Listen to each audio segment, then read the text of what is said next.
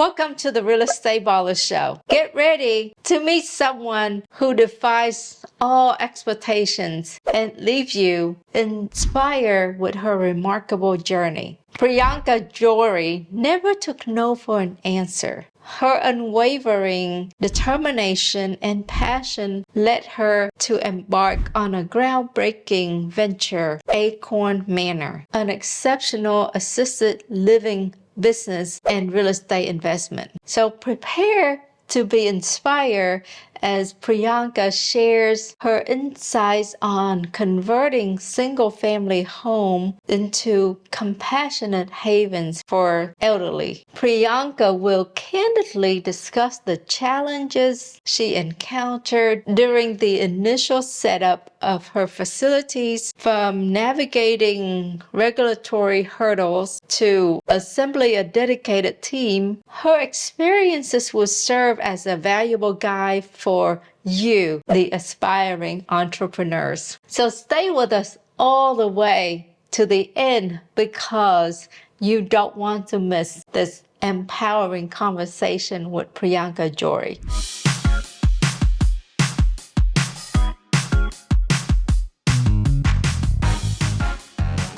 Hey, I apologize and really thank you for your patience. We experienced some issues with the quality of the sound, but the content is so great that I thought we go ahead and publish it anyway. So I do apologize for the glitches and the low quality of sound in some part.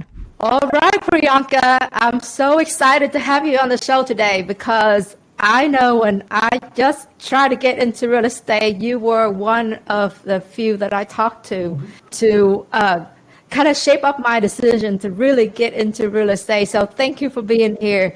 I know, your story, you amazing, but can you just give the audience a quick introduction? It's a long story, so I don't know how quick we can make, but I'm so proud of all your successes, watch you grow. So I'm so happy for and so proud of you. So my story, Thank you. As you know, I'm from India. I'm very hard-headed. So growing up, I wanted to be a pilot and everybody told me I couldn't be. So I became a pilot. But then I came to this country, became a petroleum geologist, and I was very, very unhappy after a few years because I'm a free spirit. And once you're in corporate America and as you climb the ladder, it becomes more and more difficult to have your freedom. You are working on somebody else's schedule, what they want you to do. And I got into animal rescue. And that was becoming my passion. And I was just so unhappy that I wanted to quit and just do animal rescue. So that's what I did without any plans. And after I quit, I went through all my savings, my 401k, and I realized within 2 years, I have to have another mean of income or go back to petroleum industry. Otherwise, I could not afford my special need, hospice, animals that I was taking care of. The vet bills were so high. And I really, really am not good at asking for help, asking for donations. So I came up with just the thought, like, why can't nonprofit have for-profit business? Why I'm going out and asking for money? And that's how I got into real estate investing. It was supposed to be a short term, until I figure out what else I can do.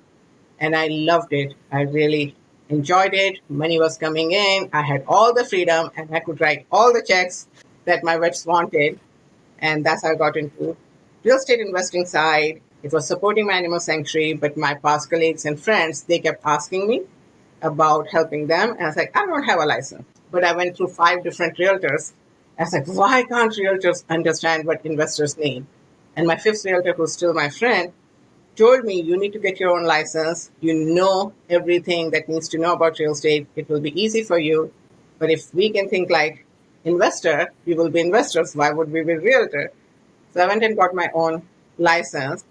And did not even tell people, that I'm licensed realtor because I was an investor and I didn't want to do the realtor side and just helping family and friends kind of, here and there until my accountant called me one day and was like, hey, you're making good money in your brokerage side or real estate side, realtor side. And I was like, what? Because I was not paying attention. And then we looked at the income and said, oh my God, this is a serious business, right? So you work for 3 months in summer when everybody's looking for homes. And that was the time that I had gap in my investing because I was not buying much in summer. Competition was too high between other buyers and me when we were going out to buy. So that became part of my business. So we have a real estate brokerage, we have real estate investing side. So as this was going on, both sides were growing, and so is my animal sanctuary. And I kept getting calls from elderly people or their families because they were needed to go into assisted living and they had to give up their elderly dogs. And being the sanctuary for older and hospice dogs, we would get those calls. And I felt really horrible that towards the end of their lives, they are losing their home, they're moving somewhere they don't know, they're leaving everything behind, and their companion was being taken away from them. And I got mad at families, they're like, why can't you find assisted living that will accept their pets? It was really easy in my head until I got multiple calls in 1 month. And I was like, okay, I'm going to make a list of all the pet-friendly assisted living and give this to families to find these places, and I could not find any. Or I found a lot of them that on Google were pet friendly, but when I called, they said like, oh, people have to take care of their pets. They can bring their pets. And I was like, that doesn't make sense. If they're coming to assisted living, they need assistance. So how are they going to take care of their pets? And that's how I got into assisted living side. And it was not supposed to be an investment, and it turned out to be a good business. So I went in blindly just because of my heart. I just wanted to keep people and their pets together, and because I couldn't find any other option being me, I just thought, okay, I'll open one without knowing what I was getting into. And here we are. So. You are, and you just set an example that just follow your heart, your passion, and the money will come, right? Don't worry about the money. Yeah, I never worried about the money. Money always came. Even when I got into investing side, you and I have talked about it. I do business very differently. When I'm buying the property, most probably I'm paying much higher than any other investor, because most of the time when people are in trouble, that's when we show up as investors, because that's why they're reaching out to us.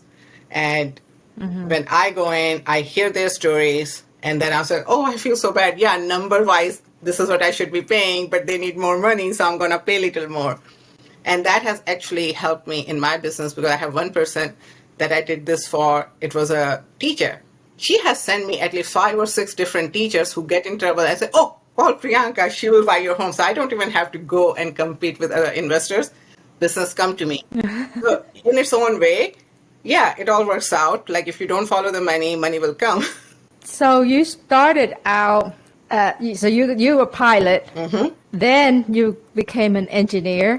Geologist, no engineer, petroleum geologist. Okay. Very technical, Right. by the way. Very technical, right? Yep. And then you became a realtor, investor /investor. So lots of ups and downs. Right. And now here you are with, I keep seeing your story on Facebook about your assisted living. And it's such, it's inspiring. Thank you. Just to see you post, because I can see that you have a lot of care in your facility. So tell us about that. When you first started that facility, what challenges did you have to overcome to get to where you are today? So like I said, I did not have a clue what elder care takes, right? So I'm an investor. I had my Airbnbs. We have a furnished rental company for 10, 15 years, and we were just going. So for me, buying another home and furnishing it and making it an assisted living was a very easy concept. And I was going to hire people. So we'll hire a manager who will manage.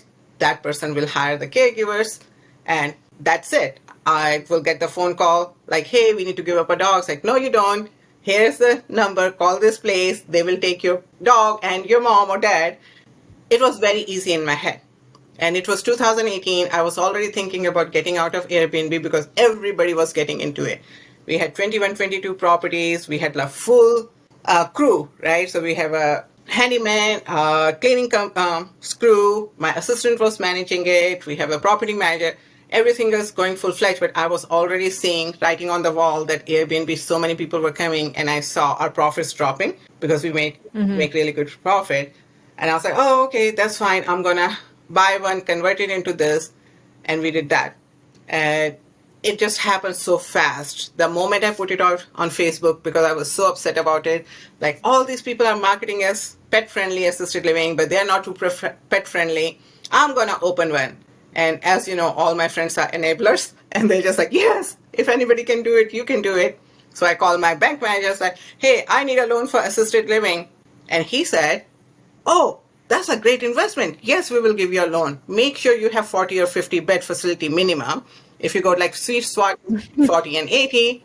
So I have my architect coming. I took one of my property that is unrestricted. I said, demolish this, put me like 4-story, 5-story assisted living. We need this many beds. We were going full-fledged on that. And Okay, hold on. So your assisted living facility today, I'm jumping in here. Yeah. How many, you said you have 4-story? nope, it's not. I'm sorry for this interruption. I've been asked a lot about passive investment. And let's be real, there is nothing passive about being a landlord unless you have a really good property management company. So if you own an Airbnb or a short-term rental and you want to get back your time, please give our team at Buzz Vacation Rental a call at 281-549-8432 or go to our website at pm.buzzvacationrentals.com. Now back to the Real Estate Baller Show. Oh, So things Okay. changed. It happened so fast because I did not have a clue what I was getting into. So our only model I knew is Yeah. what you see on TV, the big facilities, right? I was going for that. It was going to be 2-year project, millions of dollars kind of thing. And then my manager calls me, bank manager said, hold on, Priyanka, you need to meet this couple that is sitting in my office. And I was like, what for? It's like, they need a realtor. And I was like, you know so many realtors. Why are you sending them to me? And he said, you need to meet these people. So these people came to my office and they said they wanted large house, 6 to 8 bedrooms with 4 to 5 bathrooms, single story. And I'm looking at them and this is middle-aged couple with young kids. I said, oh, both your parents live together? Like all your family live together? Why do you want such a big house? And that's the moment my whole plan changed. And they said, no, we want to open an assisted living. And I was like, Ah, what are you talking about? And it's like, assisted living home. I was like, I'm building an assisted living. He said, oh, we don't do the big ones. We take single family homes, convert them into assisted living homes, which is called small assisted living. It's licensed facility. And then people live in them, but you are not a nursing home. And I was like, hold on, back up. Tell me everything about it.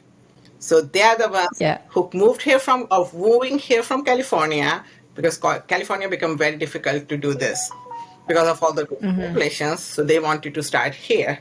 So I hired them as my consultant and they helped me find out like how to get a single family home, how to make it ADA compliant, get all the rules and regulations passed through with fire marshal's office, health and human services. It takes a long time to get it licensed just because of all the red tape. But they helped me to understand what needs to be done. And then my lawyer calls and he said, hey, Priyanka, I have a client who's going into foreclosure. Don't you stop foreclosure for elderly people? I was like, yeah, I provide the free service for elderly clients. I was like, okay, can you go meet her? And this home is right behind my real estate office. My real estate office is in the Woodlands on I-45. This is one street over. same place? Yep. Same place on 45? Okay. Same place where you have been. And this one is like a street over. So I go there, but I took my new clients that my bank manager has sent, and they were sitting in my car. I said, I need to go and get them to sign this paperwork to give me permission to talk to Citibank. So I go in, come back out. I go take these couple to show homes. We come back. Second day morning, they come back to my office. We were going to go again to look for homes for them. And they said, hey, what about the house we stopped at yesterday? Why don't you buy that and make it into assisted living? And I was like, oh, Yeah. you told me 6 bedroom to 8 bedroom. That house is only 3 bedroom. And it's like, yeah, but Yeah. looking for a business like us, you just want one place where people can take their dogs. So even if you have 4 or 5 people, you'll be good. And they came in, looked at that house, and that lady said, my lawyer told me that you are an investor and you don't want to buy my home. What is wrong with it? And I was just, I do not want you to feel that I'm taking advantage of you. I just want to stop Citibank, then we will sell your house on the market and we'll go from there. And she's like, no, I built this house with my husband. I want you to buy it. So it was just like 1 week from me saying, I want to open assisted living to a week later, or maybe a week and a half later, 10 days later, we had people who could tell me how to start an assisted living home and my first home. And that's how I got into assisted living. That is such a cool story. It's like the universe is calling for you. Exactly. That's what happened. You know? Yeah. I think Like all your stars were lining up. right. I think I have been placed. Universe had the plan, and I just became like a, instrument to make it happen. So tell us when now, fast forward, right? To have a facility like that, are you required to have a doctor on site, a nurse on site? No. What are all the requirements? So you have to provide medical care, but you don't have to have that Medicare on staff. So we have contracts with different doctors and nurses and service providers, that they call it, that come to the facility to provide the medical services to the clients, or family can take them out for different doctor's appointments, just like they will do at home, right? But they have to be seen by the doctor at least every 3 months to make sure they're still thriving. So you're taking your tenant, you call them tenants? We call them residents. Residents, okay, to the doctor office? No, we don't. Not the doctor Yeah. come to your facility? Yeah, so doctor or nurses will come to our facility. If there's a specialty case, they have to see a specialist that we don't have agreement with, because sometimes, like, if they have to go to urologist and they have to do a scan or a scope or something that can't be done at our home, then they have to go out to the doctor's office or something like that. But regular doctors and nurses, we bring them in to provide that care on site in our homes. Okay. And so do you have to provide some other services like meals? Are these residents self-sufficient, or do they need assistance? Right. So this is assisted living home. That means person who comes over here needs assistant, either mental or physical. So you can have a dementia patient who is completely physically active, but they don't remember when to eat, how to cook, how to eat, taking a shower, doing just normal day-to-day things because they have forgotten. Or you can have somebody who is physically challenged. They had a stroke or something, their mind is working fine, but they can't feed themselves, they can't clean themselves, so you assist them in their day-to-day living. Or you can have combo of both. Somebody who is getting physically weak, have some issues, had a fall, have some dementia, and you take care of them for everything from cooking for them, cleaning for them, giving them showers, laundry, cleaning the house, managing their medications, anything and everything they need, you provide it. In our case, we also provide care for the dogs. That sounds like a lot of work, Priyanka. It is. So I'm glad that I did not start it in 2015. I started in 2018 when I decided to sell all my Airbnbs, because Airbnb was taking so much of my time. And I had already decided that I'm going to sell these Airbnbs because everybody was jumping in and rents were coming down. So per house, we had talked about it. Like, I did not want to do the regular rentals when I started into investing, because like, cash flow of $50 or $100 doesn't excite me. I want to have enough money to pay my vet bills and then leave a legacy so my sanctuary can continue go on. So it has to have assets that when I pass away, my trust can still support the sanctuary, but it also has to have enough income so whoever's taking over doesn't have to work too much. So we talked about like Airbnb. If I'm not making 500 to 800 or 1,000 cash flow, I did not want to do it. And we just added it like, okay, we need around 20,000 in income per month. That is cash flow to pay the vet bills. And that's where we were. So when we sold that in 2018, and we decided to start getting out of it, I had enough time to get into it. So it took us, when we started building it, so luckily my real investing experience, right, flipping experience came very handy. What they were saying, okay, so we need to convert this 3-bedroom and a study and 2 garage house into 4 or 5 bedroom space. And then we have to have 2 or 3 bathrooms. We have to have enough space. You know how I love moving walls in my flips. So I was like, yeah, we can do this. Yeah, I yeah. planned it, like move this wall, open this corridor, and that small house that was just like 1700, 1800 square feet suddenly feels like it's like 2800 square foot house. Just because we were able to open, we took out all the closets and wasted space kind of thing. So that helped me design that part. And then, I'm sorry, I lost my train of thought. What did you ask me? So you basically need to be a chef, Yes, right? right. A maid.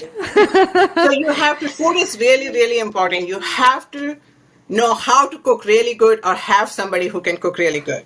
Hey, if you have any questions or comments, please leave them below. So, oh, I know where I was going with that. So 2018, we started this process. So process where moving the walls and getting it ADA compliant so the wheelchairs can pass through every corridor, every door. That happened really fast because I have my own crew. And then we had to apply for fire marshal to the Health and Human Services. And then we have Harvey hit us, right? So everything got delayed. We never got flooded, but there were so many facilities that got flooded that Health and Human Services said they need to get them licensed first and running. So we stayed in limbo until October of 2019. So it took us over a year and a half, or more than a year and a half, to get our license. But once we got licensed, we opened November 8th, 2019. And as you know what happened in 2020, March, everything went into lockdown.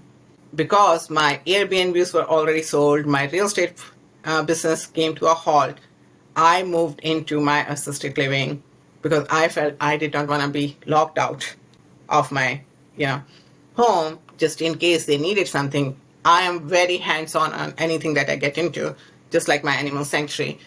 And that was the best decision I made because I learned everything from that point onwards. Because before that, I had employees who were taking care of the residents. I wasn't directly involved. And then I fell in love with my residents and taking care of them. It's just like taking care of my dogs at my sanctuary. And I learned how to take care of them emotionally, not just physically, because that's what my crew was providing, my staff was providing, is taking to that next level. How do I give them their best life? How do I take care of their heart? Because I know the physical being, the body was being taken care of, my medical staff, my caregivers, everybody who was doing day-to-day thing. And emotional part is where I think where we excel and succeed. Like you asked me, what makes us successful? I think that's the part. A lot of investors are getting into this, right? Please don't get into this for money. You have to have a heart. You have to have a purpose or reason. If you want to, it will make you money. That's not a problem. But this is human beings that you're going to be taking care of. You can't just run the numbers. This is not a business that you can just run as a business. You will have ups and downs. We have times where multiple people passed away, right? So when people like this are coming to you, they are at end of their life. And suddenly 8-bedroom house or 8-bed house, we have 3 people. You still have the same expenses, right? So you have your caregivers, you have the cleaning, you have the mortgage, you have the insurance. Those expenses don't go away just because person has gone away. That stays. So you have to make sure that you are not getting corners because you only have 3 people. You have to have a sustaining power. So while you refill your beds and your home, you still provide the same level of care that you have always been providing. So this business has up and down, and it's very unpredictable. So you can't say like with Airbnb, we knew like, okay, homes are booked or the, rooms are booked for da. If you have a regular rental, you know that you have a tenant and you will be getting a rent for a whole month. We have had where people have come and they passed away in 2 weeks. We have had situations where people came and after 2 or 3 months they passed away. Somebody else wanted a room, but room was full. And then now the rooms are empty and there's nobody looking right now, right? So your income goes up and down kind of thing. And a lot of time people, just to make budgets meet, will get into this business and then they start getting corners because they say like, oh, income is not continuous. It's not sustainable. It goes up, it goes down. And it's like, okay, then we are going to fire the caregivers or we will have shorter number of caregivers. Now the level of care goes down. And it impacts your bottom line because the families who suddenly see that you are not providing the same level of care may pull their loved one out and take somewhere else. To maintain and sustain that, you have to have a heart. And if you do the right thing, money will come. Like we never have a problem. A lot of people call us and say, how come you always stay full and you don't have turnover of caregivers and you have a waiting list? How do you do that? Because most of the people are struggling to fill their beds. And I say, just because we are always doing the right thing, and I don't worry about money. I would rather spend more money on my residents and provide the best care than worry about, did I make money or not? And surprisingly, we do make money. So let's switch it up and talk about the business side of it for a minute. Right? So typically, you're looking for, I'm assuming, one-story home. One-story home, yep. Do they have to be of a certain square footage? Not the square footage, but you have to be able to have at least 5 or 6 people minimum.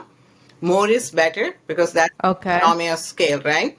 So if you have 6 to 8 people, you can have a couple of caregivers. You have to pay for your liability insurance, regular insurance. Your food cost is really expensive. Your cleaning cost, your laundry is going all the time. So your utility bills are high.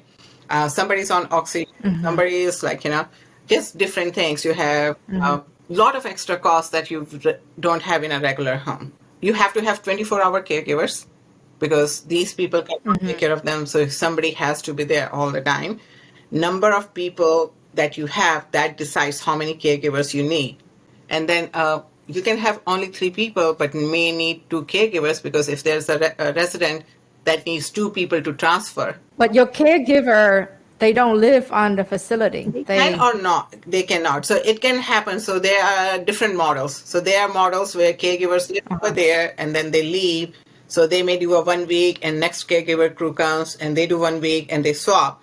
There are models where somebody works for 2 or 3 days, go home, somebody else works 2-3 days, and they swap, kind of thing. My model is I want my caregivers to be rested. So it costs you more money if you do it this way. My crew goes home, and then they come back, and they have their off days. So my night crew is different than my day crew, so they don't live property. You have multiple homes, right, facility. Right. Do you have one oversee a group of homes, or do you have to have one at each home at all time? No. So your caregivers need to be there because somebody can have a fall. They are looking for water. People need to stay in. They can't go like, oh, I'm here, then I'm going to go there. And these people are unsupervised. You cannot have that. 24 hours, somebody awake needs to be at the facility or a home. So it can be 1 people, 2 people kind of thing, but somebody needs to be there all the time. So you have to have different staff for all your homes. So that's the salary that you have to pay somebody 24/7. 24/7 per facility, expensive. right? That's your most expensive part of this business. And then what about cooking? Do you actually cook at the home, or do you have someone cook somewhere else and just bring the meal to your facility? We cook at our homes, and our food budget is really high. But I have other facility or homeowners or managers call me and say like, hey, our budget is $3 or $4 per day per person. My budget is way, way, way over that. And I think food, that's why I said like, this is a hard business. My food cost is way ridiculous if you look at the numbers on P&Ls compared with somebody else's.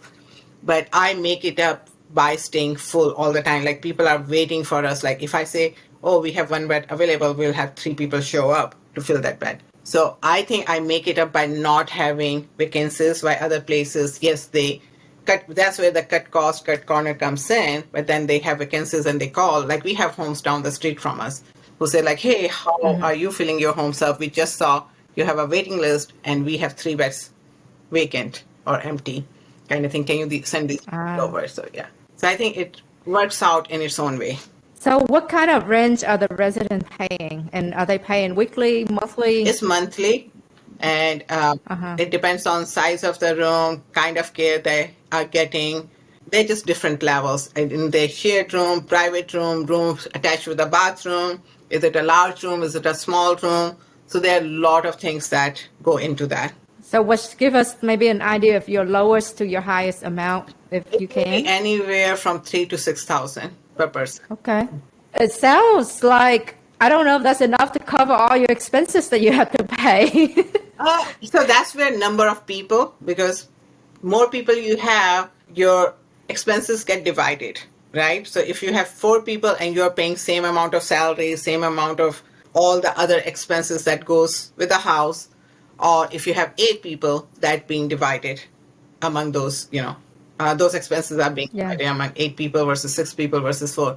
And that's why your profits go up and down too. So you can't have more than like whatever your home is licensed for. So there's a limit like what you can make per house, because they limit how many people can you put in there. And then there's like natural causes, like somebody has passed away, or they have declined too much, or family has changed their mind and they want to take them home. Just different thing may happen where suddenly you lose. Another thing that I learned in this business, when first time nurse told me, when you lose one person, you're going to lose multiple people. And I said, everybody is healthy. What are you talking about? And she said, like, no, it happens. And I did not believe it. And then it happened to us. We lost one person, second, third in 1 week. And then I talked to my nurses friend, and they say, Wow. it happens in hospitals, in floors. This is a very natural phenomenon. Nobody can explain why it happens. So one day your house will be full. A week later, suddenly you have lost 3 or 4 people. And if you have 8 bedroom house and you lost 4 people, that's 50% of your income overnight has gone away. And 4 people are not at the Yeah. same time, right? Because different things. So it's hard business. It hurts your heart. Then you first you go into oh, I lost so many people, and you're worrying about it. Then you start worrying about after a week or 2 or a month, like, oh, I have to still pay these expenses. I want to make sure, because your caregivers start to get worried. They're going to say, Miss Priyanka, will we still have a job? We don't have enough people in here. I said, oh, I need to bring more people before they start worrying about and leave, because they are like, will I get paid if she's not making enough money, kind of. So you have to be really involved in this business. Like my Airbnb business, I wasn't as involved because my assistants will get the calls. Somebody says like, hey, this is a problem. Unless until it's a big problem, they won't tell me. They will just call my repair crews, like, go fix this, fix that. If something becomes big, then they call me, Priyanka, we need help. And then I will show up and meet with the Airbnb guest. So it wasn't that bad. And it wasn't emotional. This is Yeah. emotional. Yeah, because I mean, you take care of them, and suddenly they're gone, right? Yep. You got to recover emotionally and financially. Exactly. Yep. That's tough. Yeah, I felt like that's probably the riskiest part of this business, is that what you said, you can have 100% occupancy and then go down to 50% overnight. Yes. And we have been through that. It has happened. And it has happened multiple times. And I'm just like, okay, when things are going good, they're going good for a while, and then boom, kind of thing. But it's expected. Now I'm used to it, and it's like, yep, if it happens, they will come again. But it will take time to fill in. 4 people are not going to show up at the same time. So I'm assuming they sign some kind of lease, but it's more like an open-ended lease where there's no term, right? They just stay until they give you a notice. So different people have. I mean, if they move out, they give you a notice. Yeah. But if they just pass away, there's no notice there. No. Yeah, different people have different things. Some people have contracts, like you have to have a minimum 6 months contract. I keep it open because I feel like if somebody is not happy living here, they shouldn't be forced to live here because they have a lease, kind of thing. And it has worked well for us because people know. So sometimes when people are coming first time, they're very apprehensive, right? So they're like, what if my mom or dad didn't like it? I was like, you can take them out. We never have lost anybody, but if you want to, that's fine. And that makes people very comfortable. They have a choice, I think, I commend you for doing that, because, I mean, think about it for a moment. These people, they probably on the last whatever part of their life, and the last thing that you could do is put more stress on them, right? Exactly, yep. So how many facility do you have today? So I have total 5, but only 3 are open because I can't find good enough caregivers that meet my standards. So we have 2 more homes ready, and I just not opening it until I'm very comfortable with new employees. And I have tried to hire, train, and then fire them because they were not meeting the standard that I have. So that's So these caretaker, do they have to have any kind of certifications? So you can have like a nursing assistant certification if you want. In the starting, that's what I hired for. But then I realized you can teach every other skill. You can't teach to how to love and care. So I changed my Yeah. motto because by law, you're not required, as a small assisted living home, you're not required to have any licensed assistant. Larger facilities do. If I can hire people with heart, I can teach them how to take care of a human being. That's not a problem. I like that. I like that. Are you being restricted, like in where you can have your facility and how many you can have in a certain area? No, not yet in Texas. I know California has that. For us, like my home, Well, California has all kinds of restrictions, right? that's why the people are coming over here. So my two homes are right next to each other, and my third home is like a 3 minute away back in the subdivision. So I have two homes that are on the road, that are part of the subdivision, but like they are front of the subdivision. Then another third one right behind us. Other two are within 5 minutes of that. So you can have multiple facilities, even like side by side in Texas, which is great. Having two homes side by side actually helps me. So when I was in a lockdown, we opened the second home right then. And I was able to just walk. We removed the fence from between the 2 yards, and I would just walk Yeah, yeah. from the backyard. And it works great. That's a great idea. But our HOA got really upset about it for me removing the fences, like just because we are letting you. And they had a lot of complaints, right? They did not want us to open because they were worried about ambulances coming in the middle of the night, extra traffic from family and ambulances and doctor and nurses and bath aides. There is extra traffic that comes with this kind of setup. And we are doing it single family home that is surrounded by neighbors who are looking for peace and quiet, right? Every time you open a house in a HOA kind of situation, you will get a pushback. And we got a lot of pushback. We even got sued, kind of. And we went back and just like, hey, you have to let us do it because this is the only business that Texas allows in a subdivision because seniors have right to live in the setting where they can have access to all the same amenities as any human being, but they can't live alone. So they have to have caregivers, but they can't afford the caregivers on their own. So they have to have roommates, basically. So it's not really a multi-family because we are not bringing families. You have to explain. And it took us going back and forth 6 months, meeting with HOA, them going back to the members of, subdivision and saying, hey, this is what they said. And they would come back. It's like, now the neighbors are complaining about this. And it's just like, well, so like their biggest fear is traffic and ambulance noise and all the sirens all the time. And we have to explain. Is it really all the time? It's not all the time.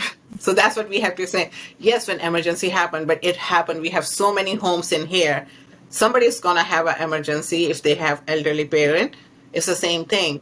Out of curiosity, what kind of frequency do you actually have ambulances? Like you may have months. So like past few months, we haven't had ambulance come at all. Last 2 weeks, I have ambulance come 8 or 9 times. So we are getting to that point where we're going to lose multiple people because people are declining. And 8 or 9 times in last 2 weeks is a lot, where we hadn't had ambulance come for almost like 6 or 7 months. You just taught me something today. I would never thought that you get any resistance from the HOA because I would think it's peace and quiet with, elderlies. I mean, they don't have wild parties like Airbnb, Right.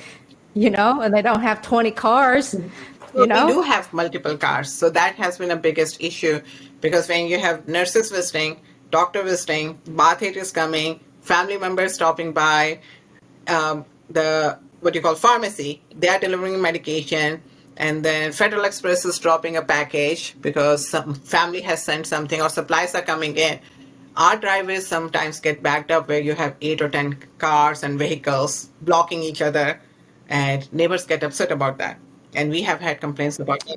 It's just like we are trying to spread them around. Some I can manage, so I'm very involved in managing, like telling like, no, you all can't come at the same time. So you come at 10 o'clock, you come at 3 o'clock, you come at 2 o'clock. But I still have instances where like Federal Express 2 trucks are dropping supplies in that, pharmacy because that we can't control. Things that I can't control happens. So that led me to the next questions. Then you have to also manage the visitation hours, right? Yeah. So visitation for families are different than visitations for all the other service providers kind of thing.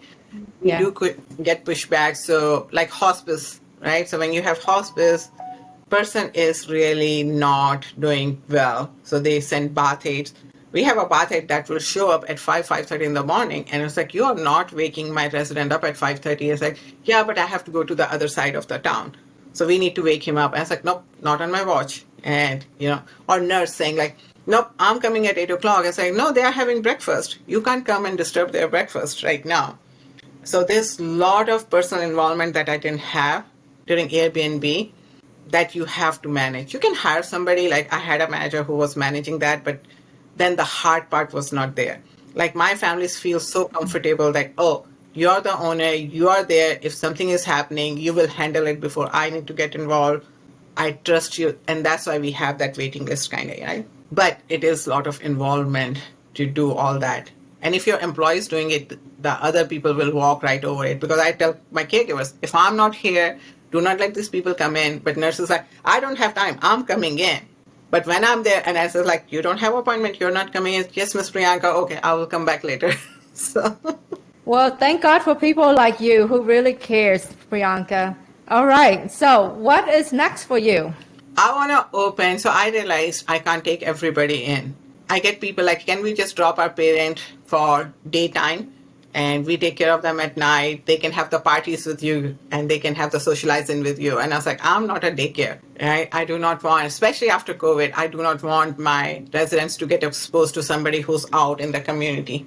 So I want to open a adult daycare now so we can have parties for those people who want to come, but they are not ready to come fully. Ah, okay. Daycare for elderly. I just want to have parties. Okay. Yeah, no, that sounds great. Yeah. Okay, so we're wrapping up here. Tell us, share with us something fun, exciting about Priyanka. A fun, exciting fact. About me, I love dogs. I Yes. like people, and here I am taking care of people. I think that's the most surprising. Like my friends, like, we don't get it. You keep telling everybody, I love dogs, I tolerate people, and here you are loving your people. I was like, yeah, so I love dogs, I love elderly people, and that's about it. Maybe some kids. Yes, tell us about your animal rescue facility. So Pure Mercy Animal Sanctuary is my heart, my calling. And I thought that was it in my life until I got involved with Acorn, Manor, and assisted living.